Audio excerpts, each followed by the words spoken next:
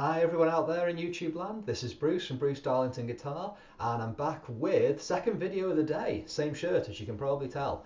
So this idea is I'm going to talk about the BOSE Tonematch mixer, the T4S. Now this goes with, if you've watched my other video about my PA problems and issues and stuff, this goes with the L1 Model 1S for me. So obviously you could use it with the Model 2 or even the newer ones, the Pro range. Don't buy the Pro range. But you could use it with any of those. So what I'm going to talk about is this cool little looking thing. I mean, how good is that for a mixer? I remember when I unpacked this and I thought, where's the mixer? where's the rest of it? But it looks so cool that I just kind of want to play with it. Now, the thing I really like is it's pretty solid. So it's got this cover on and it's a magnetic cover. So I get that off there. You can see there's no clips or anything. It just sits on it, and you can hold it upside down. It's not going to come off. Oh, excuse me. You can hold it upside down. You can do all that kind of stuff with it. But when you take it off, what you get is this thing. Look how sad I am. I've used this loads and loads and I've still got the plastic on the cover. I don't know why I've still got the plastic on. I just haven't got around to taking it off. So this is the 4-channel version. There's an 8-channel version. I didn't need an 8-channel version because I'm not putting a whole band through the BOSE system. When I work with a band, I do this for myself and my guitar. And then the band members can, they take care of themselves with other stuff. So vocals and guitar go through this. So I like a lot about this, as you're probably guessing. I like the form factor. I like the buttons are that sort of squidgy rubber. Now, because I'm old, I grew up with, I had a ZX Spectrum and I adored the keyboard on the ZX Spectrum. Squishy rubber, really tactile keys. I loved that. And I think the reason that you can't get them anymore is because they used them all for this.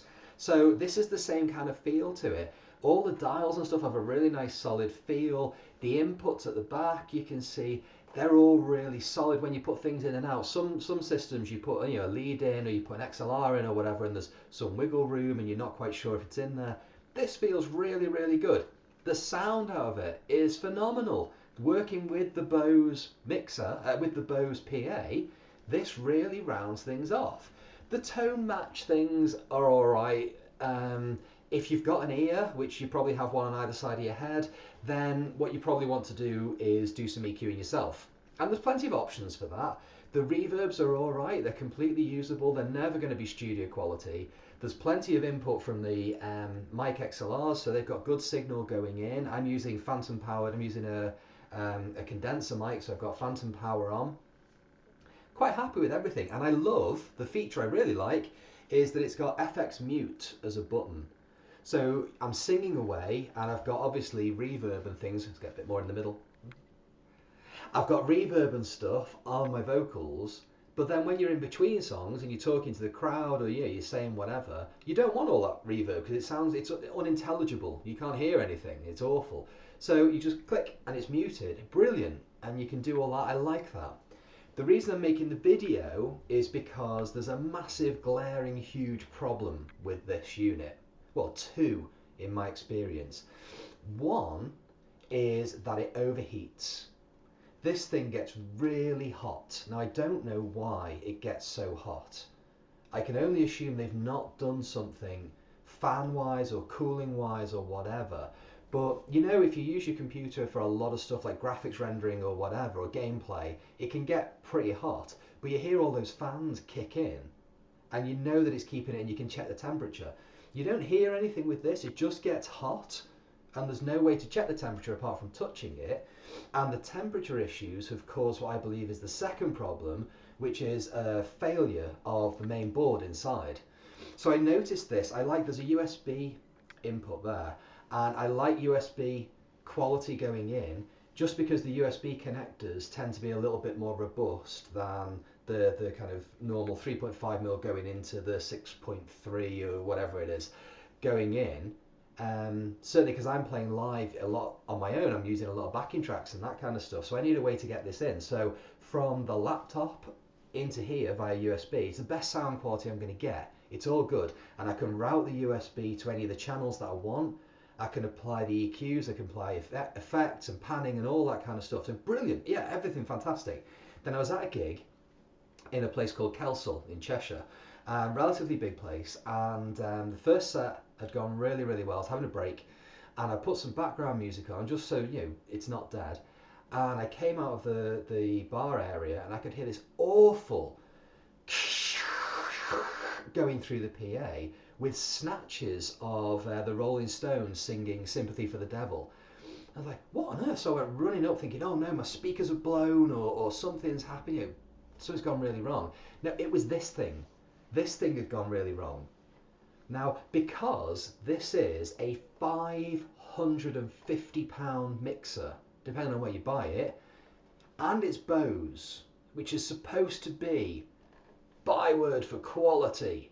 Now, forget all the EQ nonsense about no highs, no lows, it must be BOSE, buy other sound equipment, all that kind of, yeah, it's very clever, whatever. If you like the sound of it, which I do, then ignore that stuff. But you are paying for a premium brand. I mean, a £600 effectively mixer for gigs only up to about 250, 300 people, which is what I'm doing, is a lot of money. But I really care about the sound quality, because if it doesn't sound good to me, I don't play well, I don't get motivated, and I'm all kind of, yeah. If I'm really singing into the mic and I can hardly hear it cutting through the mix, I don't like it. So I'm happy to pay, and I always have been, for a good mixer.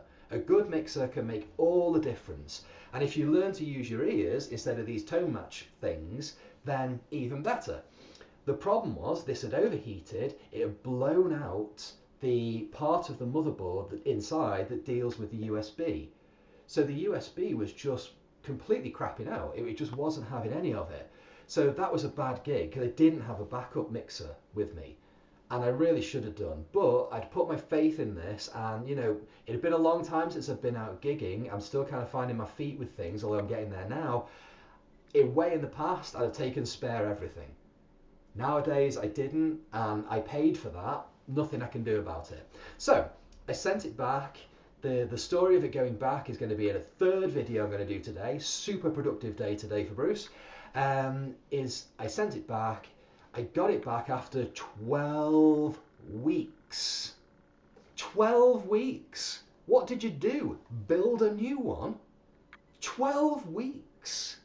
Anyway, I got it back, plugged it in, same problem. Still hadn't fixed the problem. So I've gone back to BOSE again, sent it back to BOSE for a second time, another massive wait, not quite 12 weeks, but another big wait. Got it back, still not fixed. They've now said, send this unit to us and we'll send you a replacement in 6 weeks or so.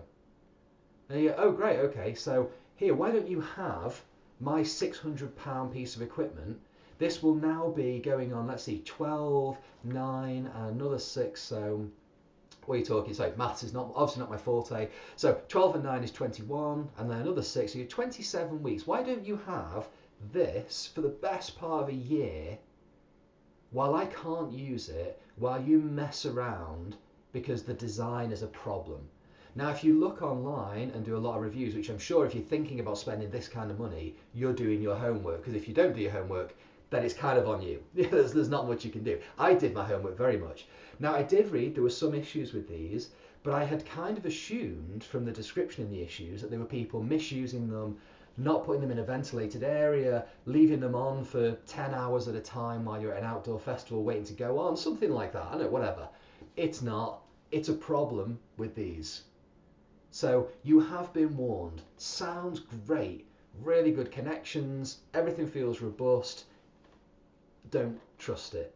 Take a backup. Now, I hate it. I hate the fact that I've got £600 invested in this. I won't sell it to someone else and go, yeah, it's all fine. No, I never had a problem with it, mate. Bye. I'd feel really bad about that. That would feel terrible. So I'm stuck with this thing, and I like the sound of it, which makes me double stuck with it. But I take a backup. And ironically, the backup that I take, if you saw my other video, you'll know, is a little Behringer 4-channel mixer you can buy for about £60 off Amazon or anywhere, that I've had for over 20 years, has never skipped a beat, never let me down, no noises, it's had no repairs, it's got thrown into things, it's made of metal, £60. So is this £540, if I'm going to round it up to 600, £540 better in sound than the Behringer unit? No, it's not. So would I buy this again? No, I would not. So this was the T4S. Like I said, lots of good points, lots of positive points. I personally would not trust it. I'm Bruce for BruceDarlingtonGuitar.com. Enjoy the rest of your day, and I hope you're managing to stay healthy and safe.